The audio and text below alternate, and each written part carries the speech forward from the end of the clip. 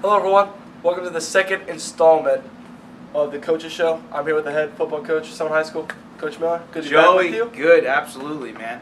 And now you guys are midway through the second week of spring football, and coming off of week one, which is all about installment. You want to install the offense. Midway through week two, what is your main emphasis? Well, right now we're getting ready for a green-orange game, so we're picking up the pace in terms of understanding the scheme so that we can go out and execute at a higher level.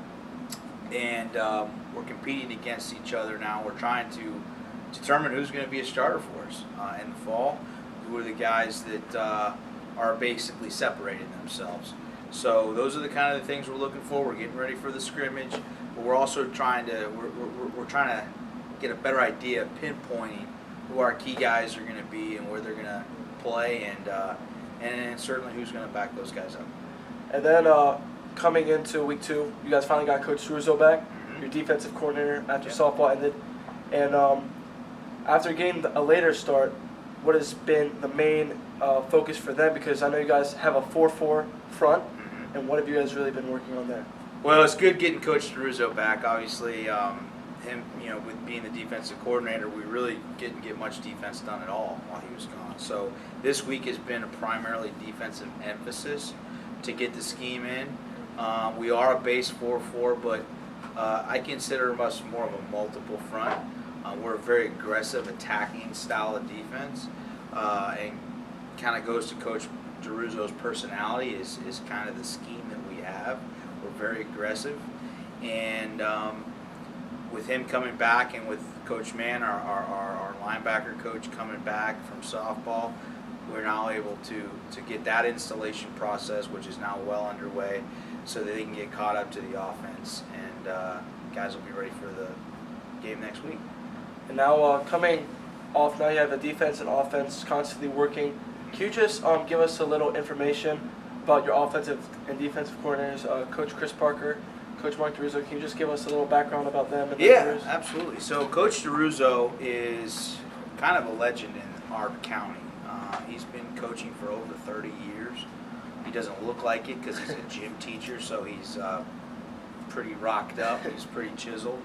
But he's been doing this a long time, and he's outstanding.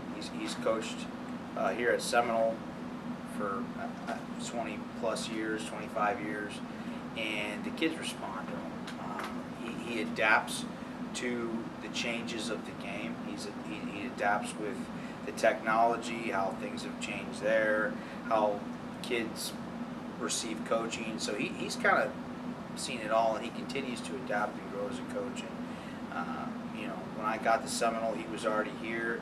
It was an easy decision to make him the defensive coordinator, and we're really lucky to have him. As far as Chris Parker, Coach Parker and I have been together basically my whole career. He was my offensive line coach when I was a head coach at Florida, and he comes from pretty great pedigree.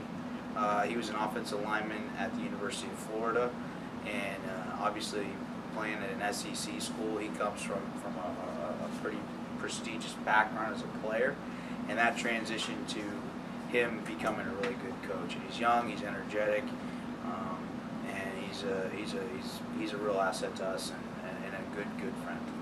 And now, staying on defense, I see that you guys have a lot of speed on the defense now, especially in the linebacker core and group there.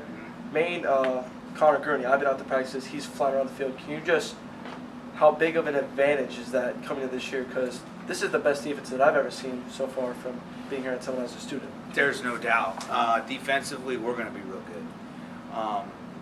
We got 11 guys we can put out there who can play for anybody in this county, and I believe that. You mentioned Connor Gurney. Both the Gurney brothers, Garrett and Connor, are going to sit right in the middle of our defense at middle linebacker, and those guys are ferocious. They are good football players. And the two of them, Garrett also plays quarterback. Connor can also play some running back. The two of them have given us a real shot in the arm because you're right, they fly around, they smack people.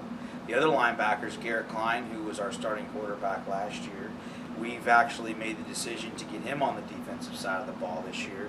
and he's pound for pound one of the toughest dudes we got. He's fast, he's aggressive, he's physical. And then the other linebacker started every game for us last year is Daquan Williams, who is the fastest kid on the team, who's also incredibly physical. So that linebacking core is pretty nasty. You put them behind a D-line that includes Austin Brinkley and Steven Anderson and Devin Ladd and Will Bradley, and that's a hell of a front eight. We're going to give people a hard time, and that's exciting. And now, after you put in the installment of the offense week 1, at practice we've seen a lot more shotgun instead of under center formation. What has been the change in mind from last year of everything being under center to moving into a shotgun with 2 running backs to the side and almost opening it up a little bit? Right. Well, last year, I mean, we are still a triple option offense, but by getting in the gun, we can evolve it. We can become more of a threat in the passing game. We're also, like you said, spreading things out and being able to run our base plays in a more open setting. We feel gives us an advantage in terms of numbers, because what teams would like to do to us last year is crowd the box, one under center. When you spread it out, there's more of a threat to throw, forces the defense to spread out. But it's also our players. Trayson Everett's a receiver who now be coming back. Last year he was just a freshman, and now he's grown. He's become bigger, faster, stronger. He's going to be a threat for us at receiver. We also have Parker Connitz, who you know played basketball, and he's a guy 6'4", who's a great athlete who can run and catch. So he's a threat, especially down in the red zone. You're going to have to account for those guys. So being able to get in the gun and spread teams out, we think it creates better number situations for us within the running game. And then staying on the offense, you guys have really slowed down and have schemed and repeated a lot of your offensive tactics, such as triple option. Make sure that you guys get it right, especially in the shotgun, because I know this is something new that you guys just introduced. How is that going to help when it comes to the orange and green game, and then also the spring game against Gulf, and just in the season in general? Well, you're right. So, when you get in game mode, getting prepared for a game, it's not necessarily about the physicality of the practice. It's about the mental side. So we're getting ready for the green-orange game. We're going against our defense, and our defense is going against our offense. So in a way, we are preparing. Coach Parker is preparing to defeat Coach DeRuzzo's defense, and Coach DeRuzzo is preparing to beat Coach Parker's offense.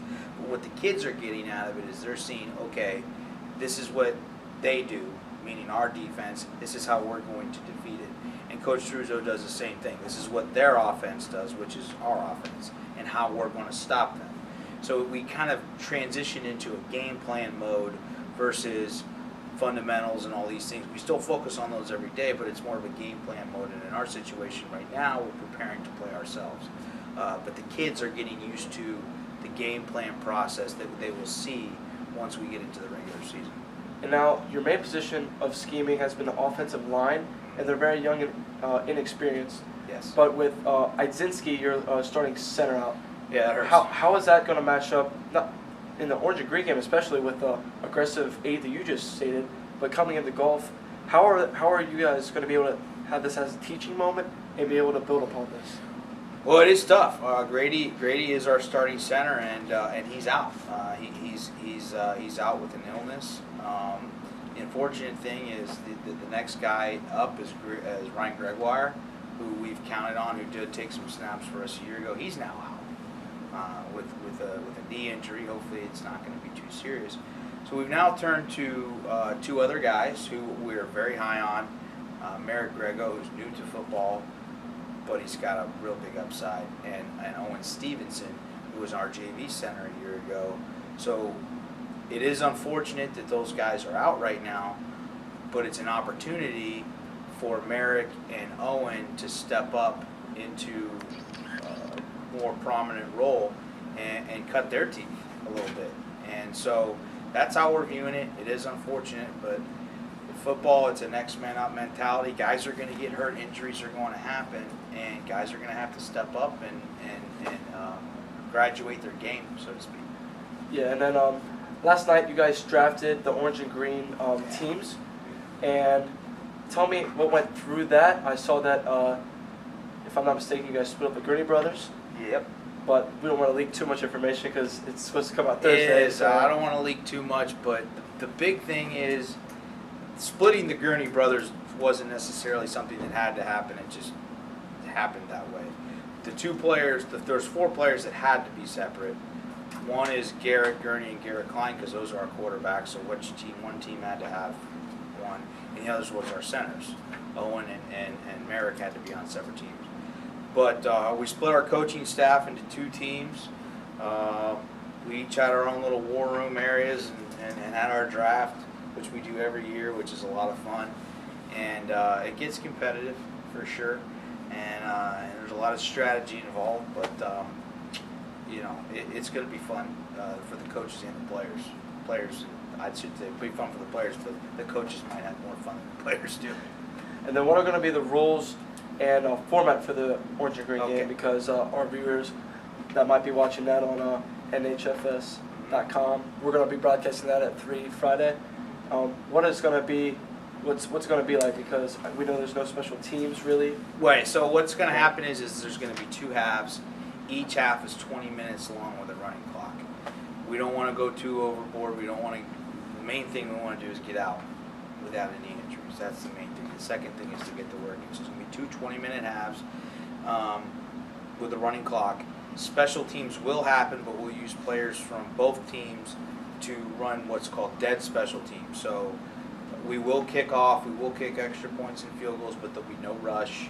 It'll be dead so that the players who will play those special teams can come together, get on the field, call, and go execute whatever team it is.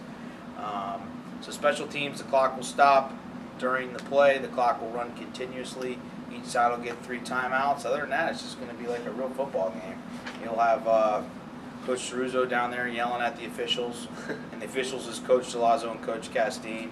And inevitably, at some point, Coach Castine will throw a flag on Coach Ceruzzo for unsportsmanlike conduct, whether or not it was or wasn't. Coach Castine does it every year. It's a guarantee. They will 99% chance Coach Ceruzzo is going to get an unsportsmanlike conduct penalty because of something he says to Coach Castine. So automatically, and I'm on Coach Ceruzzo's team this year, so I'm going to do my very best to keep Ceruzzo under control, but I will probably fail. And then today at Summer High, it's signing day. Yep. And I know there's one big football player last year that happened to get an awesome offer, and I'll let you explain that. Yeah, so Cameron Outlaw, he is everything that a coach wants and everything that I want our Warhawk football players to be like. He's incredibly coachable. He works hard. He's a great kid. He gets it done in the classroom. He's a great teammate. He's coachable. He does everything you want and more. And Cameron signing today is awesome because he's had to work extremely hard for every single thing he's got. He does have some natural talent, but his talent evolved because of his hard work, and there's a difference. And we're excited for Cameron, and it's going to be fun to get in there and celebrate him and his success and his achievement of earning a football scholarship. It's pretty good. Yeah, that's awesome. Now make sure that you guys tune in Friday as the Orange and Green game, and then also the Orange and Green game is really preparing them for golf. That's right. Next Friday. So, That's right. Coach. Pleasure, Been a Joey. pleasure. Absolutely. Yes, sir. We'll see you guys next Wednesday for our Coach Talk.